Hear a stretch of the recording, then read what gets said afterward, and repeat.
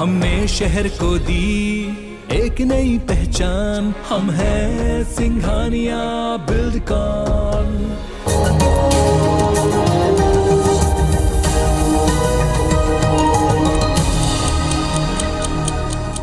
नमस्कार, सुप्रभात, good morning. आप देख रहे हैं IBC 24। मैं हूं आपके साथ राहुल सिन्हा। सुबह 7 बजे के बुलेटिन 7 की बड़ी बात में आपका स्वागत है और इस बुलेटिन की शुरुआत करेंगे इस वक्त की एक बड़ी खबर से। आज फिर पेट्रोल डीजल के दाम बढ़ गए हैं। पेट्रोल डीजल 80 पैसे महंगा हो गया है। 9 दिनों में 8वीं बार पेट्रोल डीजल की कीमतों में इजाफा हुआ है।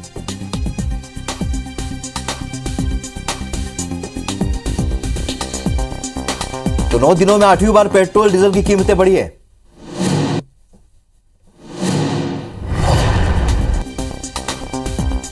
तो आज फिर से बढ़ गए हैं पेट्रोल डीजल के दाम। बीते 7 दिनों के बाद आज 8वें दिन भी पेट्रोल की कीमतों में इजाफा हुआ है। 80 पैसे की बढ़ोतरी हुई है पेट्रोल डीजल की कीमतों में।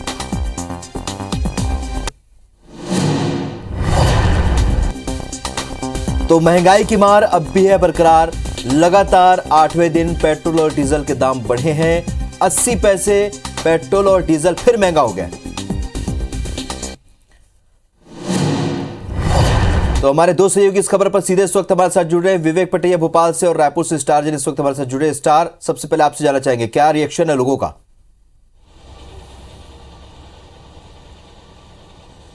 जी देखिए, 9 दिन में 8वीं बार पेट्रोल डीजल के दाम बढ़े हैं और आज का रेट पहले आपको बता देते हैं पेट्रोल का क्या रेट है। रायपुर में पेट्रोल का रेट 106 रुपए 89 पैसे हो गया है। लगभग 83 पैसे की इसमें बढ़ोतरी हुई है। और डीजल की बात करें तो डीजल के जो रेट है वो आज 97 रुपया 37 पैसे हो गए हैं। इसमें भी 84 पैसे की बढ़ोतरी हुई है। एक उपभोक्ता अभी इस वक्त हमारे साथ मौजूद है, उनसे बात करते हैं। डीजल पेट्रोल के दाम लगातार बढ़ रहे हैं, कितनी दिक्कत आप लोग को हो रही है? जैसे आप टैक्सी चलाते हैं तो कितना दिक्कत हो रहा होगा आपको अभी? इसमें क्या किलोमीटर में फर्क आता है सर। अब जो भी शासन बांधा रहता है उस रेट में हमको चलाना रहता है।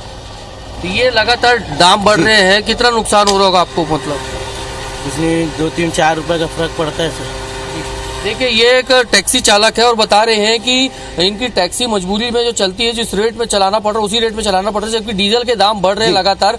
इस वजह से उनका नुकसान लगातार हो रहा है। और कहीं ना कहीं रोज हम ये सुन रहे हैं, पिछले 9 दिनों से लोग यही कह रहे हैं कि पेट्रोल डीजल के दाम बढ़ने से उनकी जेब पे कटौती हो रही है। बिल्कुल कटौती हो रही है। भोपाल में क्या हालात है, मध्य प्रदेश में क्या रिएक्शन है? विवेक। मध्य प्रदेश में पेट्रोल के दामों में लगातार जो है भारी उछाल जारी है। लगातार पेट्रोल के दाम बढ़ रहे हैं, आम जनता इससे परेशान है। भोपाल में यदि हम आज के दामों की बात करें तो पेट्रोल के दामों में करीब 87 पैसे की वृद्धि हुई है और डीजल के दामों में 83 पैसे की वृद्धि हुई है। आज जो पेट्रोल के दाम है वो 113 रुपये 34 पैसे, वहीं डीजल के जो दाम है वो 96 रुपये 64 पैसे है। मतलब ये अपने आप में एक बड़ी वृद्धि है। यदि इसी गति से पेट्रोल और डीजल के दाम बढ़ते रहे तो डीजल जल्द सेंचुरी लगा लेगा और आम जनता इससे परेशान होगी। अब जो है विपक्षी दल भी जो है आम जनता के पक्ष में आ रहे हैं और कल महंगाई के खिलाफ बड़ा आंदोलन भोपाल में करने वाले हैं। तो महंगाई से आम जनता परेशान है, क्योंकि पेट्रोल और डीजल के रेट यदि बढ़ेंगे तो सीधे सीधे इसका असर जो है ट्रांसपोर्टेशन पे पड़ेगा, अन्य जरूरी सामान और कामकाज पर पड़ेगा। तो कहीं ना कहीं ये जनता के लिए, आम जनता के लिए महंगाई बढ़ाने वाले दाम है और इस पर अब सरकार को जल्द से जल्द निर्णय लेने के लिए जनता बने रहिए। रुक करेंगे इस वक्त की एक और बड़ी खबर का। शिवराज सरकार का जल जीवन मिशन बुरहानपुर प्रदेश का 100% नल जल युक्त जिला घोषित होगा। सीएम शिवराज सिंह आज बुरहानपुर में नल जल योजना का लोकार्पण करेंगे। बुरहानपुर के ग्राम खदकोद में दोपहर 12 बजे कार्यक्रम होगा। बुरहानपुर के 100% ग्रामीण परिवारों के पास नल कनेक्शन। बुरहानपुर शहर और ककनार ब्लॉक में 167 ग्राम पंचायतें और 254 गांव, यहां पर आंगनबाड़ी केंद्र और स्कूलों में भी नल कनेक्शन से जल की व्यवस्था है। बात करेंगे एक और अहम खबर की। मध्य प्रदेश में रोजगार दिवस है आज और सभी जिला मुख्यालयों पर कार्यक्रम का आयोजन होगा। स्वरोजगार से जोड़ने के लिए कार्यक्रम आयोजित होगा। रीवा में रोजगार दिवस कार्यक्रम में मुख्यमंत्री शिवराज सिंह चौहान शामिल होंगे। सीएम शिवराज जिलों के युवाओं से संवाद करेंगे और स्वरोजगार योजनाओं के स्वीकृति पत्र सीएम शिवराज बांटेंगे। विवेक पटैया हमारे सहयोगी लगातार हमारे साथ बने हुए। विवेक, जानना चाहेंगे नल जल को लेकर लोकार्पण कार्यक्रम है, क्या कुछ कार्यक्रम सीएम के और क्या कार्यक्रम है? मुख्यमंत्री शिवराज सिंह चौहान आज एक बड़ी सौगात मध्य प्रदेश को देने वाले हैं और बुरहानपुर जो जिला है वो 100% नल से जल वाला जिला घोषित होने वाला है। हर घर में नल से पानी पहुंच रहा है, चाहे वो ग्रामीण की बात करें या शहरी आबादी की बात करें। जो बुरहानपुर जिला है वो 100% नल जल घोषित होने वाला है और ये जल जीवन मिशन के तहत होने वाला है। राज्य सरकार ने लक्ष्य रखा है कि विधानसभा चुनाव के पहले मध्य प्रदेश की पूरी आबादी को स्वच्छ जल पीने के लिए उपलब्ध कराए और नल से वो जल जीवन मिशन के तहत लोगों के घरों तक पहुंचे। तो आज बुरहानपुर को मुख्यमंत्री शिवराज सिंह चौहान दोपहर 12 बजे बुरहानपुर में जो है घोषित करेंगे कि बुरहानपुर जो है 100% नल से जल पहुंचने वाला जिला हो गया और ये एक बड़ी उपलब्धि आज बुरहानपुर के निवासियों को मिलने वाली है। इसके साथ ही यदि हम बात करें तो आज रोजगार दिवस भी है। मध्य प्रदेश में स्वरोजगार से संचालित योजनाओं का लाभ सीधे सीधे युवाओं को दिलाने के लिए आज रोजगार मेले जो है हर जिले में लगेंगे। मुख्यमंत्री शिवराज सिंह चौहान राज्य स्तरीय कार्यक्रम में रीवा में शामिल होंगे और रीवा में वो जो है युवाओं से संवाद करेंगे, स्वरोजगार योजनाओं के बारे में युवाओं को बताएंगे, प्रदेश भर के युवाओं से सीधे वर्चुअली संवाद करेंगे और रीवा में रोजगार मेला में मुख्यमंत्री शिवराज सिंह चौहान स्वरोजगार योजनाओं से के हितग्राही युवाओं को जो है पत्र भी बांटेंगे और युवाओं को रोजगार की योजनाएं जो है सरकार की उसके बारे में जानकारी भी देंगे। चलिए, तो तमाम कार्यक्रम होंगे जिस पर लगातार अपडेट हम देते रहेंगे। इस जानकारी के लिए बहुत शुक्रिया विवेक आपका। इस बीच छत्तीसगढ़ से जुड़ी बड़ी खबर, जहां पर सीएम भूपेश बघेल आज बेमेतरा के दौरे पर जाएंगे। दोपहर 12:50 पर बेमेतरा जिला के ग्राम संबलपुर पहुंचेंगे। वीरांगना रानी अवंतीबाई लोधी बलिदान दिवस कार्यक्रम में वो शामिल होंगे। दोपहर 2:15 पर सीएम वापस लौट आएंगे।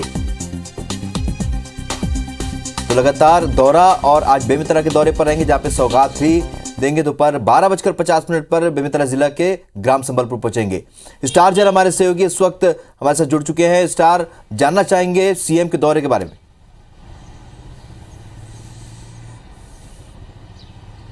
देखिए, मुख्यमंत्री भूपेश बघेल लगातार अलग अलग जगहों का दौरा करते रहते हैं और इसी सिलसिले में आज वो बेमेतरा जा रहे हैं। वहां पर वीरांगना रानी अवंतीबाई लोधी बलिदान दिवस कार्यक्रम का रखा गया है, जिसमें वो शामिल होंगे। यहाँ इसके साथ ही वो जो बेमेतरा जिले में और भी कार्यकर्ताओं से मुलाकात करेंगे। वहाँ की विकास योजनाओं को लेकर भी चर्चाएं कुछ हो सकती है। मैं आपको बता दूं, आने वाले कुछ दिनों बाद मुख्यमंत्री भूपेश बघेल का पूरे प्रदेश भर का दौरा शुरू होने वाला है। तो उसके पहले एक प्रकार से ये बेमेतरा का ये जो दौरा रहेगा वहाँ के लोगों के लिए और समीक्षात्मक रहेगा कि आखिर जब सीएम दौरे पर आएंगे तो किन किन बातों पर विशेष फोकस किया जाना चाहिए और कुछ योजनाओं को लेकर जो निर्देश दिए जाने हैं तो उसको लेकर कैसे इंप्लीमेंट किए, तमाम बिंदुओं पर भी प्रशासनिक रूप से और कांग्रेस के संगठन के पदाधिकारियों से भी उनकी चर्चा होगी उस दौरे के दौरान। जी स्टार, आप हमारे साथ बने रहिए। इस वक्त रुक करेंगे एक और बड़ी खबर का। पीसीसी चीफ पीसीसी प्रभारी पीएल पुनिया 2 दिवसीय दौरे पर छत्तीसगढ़ आएंगे। तो छत्तीसगढ़ प्रदेश कांग्रेस के पदाधिकारियों और वरिष्ठ नेताओं की बैठक लेंगे। सदस्यता अभियान को लेकर यह समीक्षा बैठक होगी। खैरागढ़ भी पीएल पुनिया जाएंगे। पीएल पुनिया चुनाव प्रचार की समीक्षा भी करेंगे, कार्यकर्ताओं को जीत का मंत्र भी देंगे। कैबिनेट मंत्री कवासी लखमा, अमरजीत भगत, रविंद्र चौबे भी मौजूद रहेंगे। खैरागढ़ से एक और अहम खबर, जहां बता दें कि आज भाजपा के कार्यकर्ताओं का सम्मेलन होगा। कार्यकर्ता सम्मेलन में पूर्व सीएम रमन सिंह शामिल होंगे। बृजमोहन अग्रवाल, धर्मलाल कौशिक समेत कई वरिष्ठ नेता यहां मौजूद रहेंगे। स्टार जैन हमारे सहयोगी लगातार बने हुए। स्टार, देख रहे हैं कि खैरागढ़ में जैसे जैसे चुनाव नजदीक आ रहे हैं, सियासी सरगर्मी बढ़ती जा रही है। आज क्या कुछ दौरे होंगे?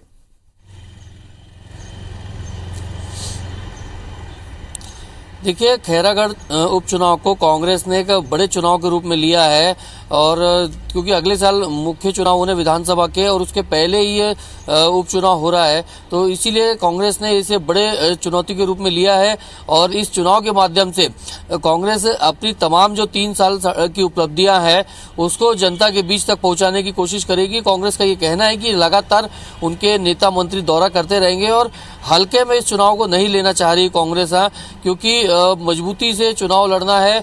और पीएल पुनिया जो प्रदेश प्रभारी है कांग्रेस के, वो छत्तीसगढ़ आ रहे हैं 2 दिवसीय दौरे पर। इस दौरान वो बैठक तो लेंगे रायपुर में पदाधिकारियों की, प्रदेश संगठन के पदाधिकारियों की, लेकिन उसके साथ ही वो खैरागढ़ भी जाएंगे और वहां पर चुनाव प्रचार की जो ग्राउंड रिपोर्ट है उसकी समीक्षा करेंगे, क्योंकि कांग्रेस हल्के जिस प्रकार से तमाम चाहे सीएम हो, चाहे गृह मंत्री हो, चाहे कृषि मंत्री, सभी ने कहा है कि कांग्रेस इस चुनाव को हल्के में नहीं लेना चाहती, इसीलिए तमाम बड़े नेताओं को जिम्मेदारी दी गई है, वो वहां जाकर चुनाव प्रचार करेंगे और समीक्षा करेंगे। तो इस लिहाज से पीएल पुनिया का ये दौरा भी काफी मायने रखता है और लगातार इसमें देखने को जा रहा है कि खैरागढ़ को लेकर सियासी हलचल भी तेज होती जा रही है। बीजेपी भी अपना सम्मेलन करने जा रही है, बड़ा सम्मेलन कार्यकर्ता है वहां पर। जी, तो कार्यकर्ता सम्मेलन है बीजेपी का और साथ ही कांग्रेस ने भी पूरा जोर आजमाई शुरू कर दी है। इस जानकारी के लिए बहुत बहुत शुक्रिया सर आपका। इंदौर के वल्लभनगर में एक 18 साल के लड़के की उसके घर में फांसी पर लटकी हुई लाश मिली। उसके हाथ पीछे से बंधे हुए थे। परिजनों और पड़ोसियों ने पूछताछ में यह सामने आया है कि लड़का पबजी गेम का एडिक्ट था।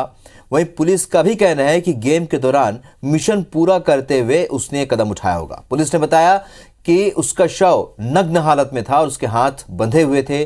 कमरे का टीवी चालू था और मोबाइल पास में ही था। पूरे मामले की जांच में पुलिस जुटी हुई है। परिजनों ने और आसपास वालों ने बताया है कि वो पबजी गेम खेलने का शौकीन था और जो हमने स्पॉट पे प्रथम दृष्टया देखा है तो वहाँ भी टीवी चालू थी और कुछ निशानात वगैरह भी मिले हैं जो पूरे घटनास्थल का एफएसएल का मुआयना हम कल कराएंगे। अब जो रस्सी या जो पाइप बंधा हुआ है उसके आधार पर लग रहा है कि वो पबजी की वजह से आत्महत्या बल्ली पे लटक के कर सकता है। शालिनी हाटिया हमारे सहयोगी इस खबर पर सीधे इस वक्त इंदौर से जुड़ी है। शालिनी, पहले भी ऑनलाइन गेम्स को लेकर इस तरह की घटनाएं सामने, इस घटना के बारे में बताएं।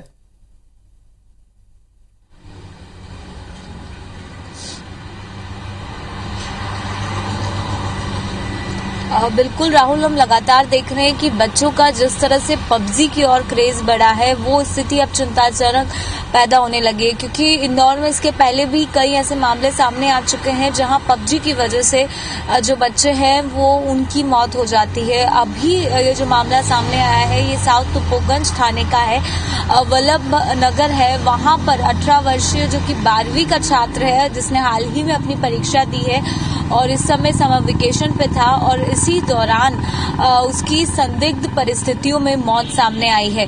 पूरे मामले की अगर बात की जाए तो जो बालक है उसका नाम विवेक कोले है।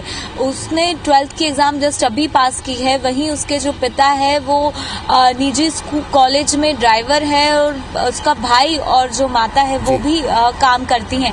ऐसे में घर में वो अकेला था और दिन की एक घटना बताई जा रही है। शाम को जब परिवार घर पहुंचा और दरवाजा जब नहीं खुल रहा था, तब जब दरवाजा खोला गया तो उसकी नग्न अवस्था में फांसी पे लटके हुए जो शव है वो बरामद किया गया। परिवार जैसे ही स्थिति को देखा तुरंत अस्पताल लेके गया, लेकिन जब तक उसकी मौत हो चुकी थी।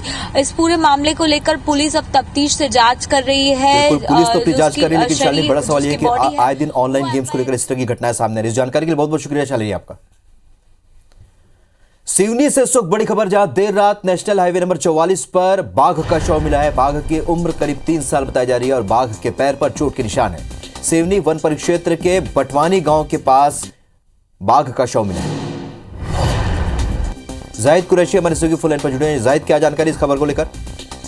देखिए राहुल, मैं आपको बता दूं कि करीब देर रात 12:30 से 1 बजे के बीच की घटना है कि एक मोटरसाइकिल सवार ने वन विभाग के अधिकारियों को फोन लगाया कि बीच नेशनल हाईवे नंबर 44 पे बीच सड़क पर शेर पड़ा हुआ है। और वन विभाग की टीम मौके पर पहुंची और मौके पर जाकर देखा उस टाइगर के पैर पे चोट के निशान दिख रहे थे और टाइगर मर चुका था जी। और ये घटना चिंता का विषय है राहुल के शहर जो है करीब 3 किलोमीटर है शहर लगा हुआ है और बटवानी गांव बिल्कुल नजदीक है। तो इस तरह बाघ की आवाजाही इस गांव में लगी हुई ये चिंता का विषय है।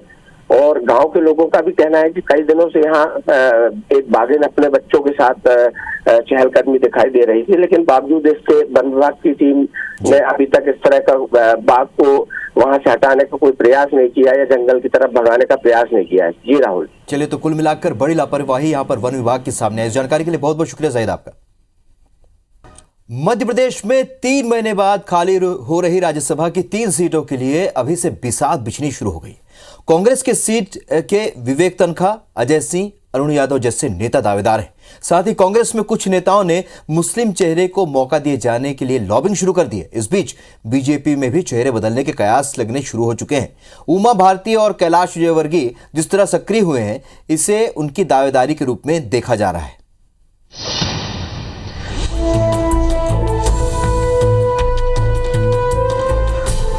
मध्य प्रदेश में जून महीने में खाली होने वाली राज्यसभा की 3 सीटों के लिए सियासी चौसर अभी से बिछना शुरू हो गई है। फिलहाल प्रदेश के 3 राज्यसभा सदस्यों का कार्यकाल खत्म हो रहा है।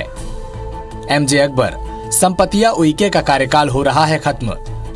कांग्रेस के विवेक तनखा का कार्यकाल भी हो रहा है खत्म। 29 जून 2022 को तीनों का कार्यकाल होगा खत्म।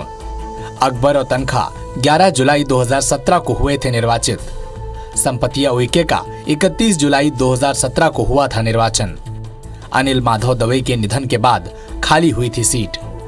बीजेपी कांग्रेस के सामने सूबे में चल रहे ओबीसी वर्ग को लेकर विवाद की वजह से दोनों दलों में ओबीसी वर्ग को राज्यसभा में भेजने का दबाव भी माना जा रहा है। कांग्रेस की एक सीट के लिए अल्पसंख्यक नेताओं की दावेदारी के लिए विधायक आरिफ मसूद और दिग्विजय खेमा सक्रिय है, तो वहीं विवेक तनखा एक बार फिर से रेस में बने हुए हैं। कांग्रेस को अब भी उनकी कानूनी लड़ाई की जरूरत है। यही नहीं, उन्होंने कश्मीरी पंडितों को लेकर पार्टी का जो स्टैंड रखा है, उससे भी उनकी छवि हाईकमान की नजर में अच्छी बनी है। इसी बीच प्रदेश के 2 दिग्गज नेता अजय सिंह और अरुण यादव की दिल्ली में सक्रियता से कयासों का दौर तेज हो गया है।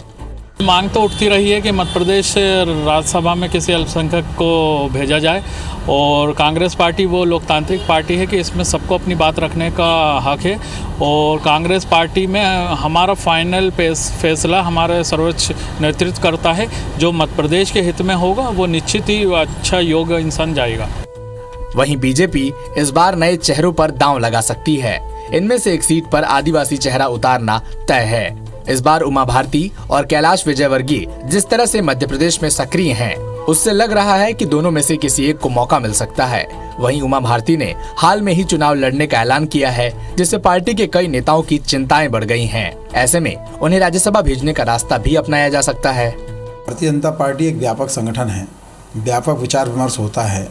संगठन के हित में आगे सारी व्यवस्थाएं सुचारू रूप से चलें, उस दिशा में सोचकर निर्णय होते हैं। हमारा संगठन है, प्रदेश भी अपना निर्णय करेगा, प्रदेश अपने निर्णय को केंद्र को भेजेगा।